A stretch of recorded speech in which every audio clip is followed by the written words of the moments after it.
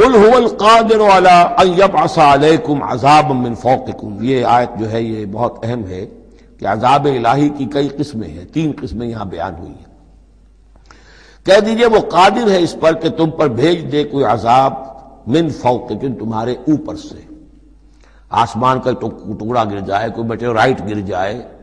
جو بعد خبریں آتی رہتی ہیں کوئی آ رہا ہے، لیکن یہ کہ وہ پھر تحلیل ہو جاتا ہے کہیں، جو بھی اوزون لیئر ہے یا کچھ اور ہے بچت ہے، لیکن یہ کہ اگر اللہ چاہے تو جہاں آسمان پر سے کوئی عذاب بھیج دے آپ کے اوپر، او من تحت ارجلکم، یا آپ کے قدموں کے نیچے سے زمین پھٹ جائے، شق ہو جائے، زلزلہ آئے، زمین دھنس جائے، یہ بھی ہوتا ہے، خسف ہوں گے، قیامت سے پہلے بڑے بڑے 3 خسف ہونے ہیں جن کی خبر دی گئی ہے احادیث کے اندر، بڑے بڑے ٹکڑے زمین کے دھنس جائیں گے اندر۔ قل هو القادر على ان يبعث عليكم عذابا من فوقكم او من تحت ارجلكم، یہ 2 شکلیں ہو گئی، اوپر سے یا قدموں کے نیچے سے، او يلبسكم شيعا، یا تمہیں گروہوں میں تقسیم کر دے،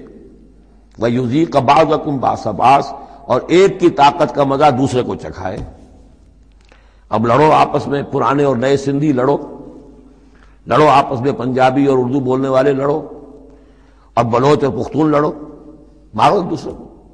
اللہ تعالیٰ کو نہ آسمان کو تکلیف دینے کی ضرورت کہ اس کا کوئی ٹکڑا گرائے، نہ زمین کو کوئی مشقت دینے کی کہ وہ پھٹے، کوئی ضرورت نہیں، آپس میں تقسیم ہو جاؤ گے، گروہ بندی ہو جائے گی، شیعہ سنی کو مارے اور سنی شیعہ کو مارے۔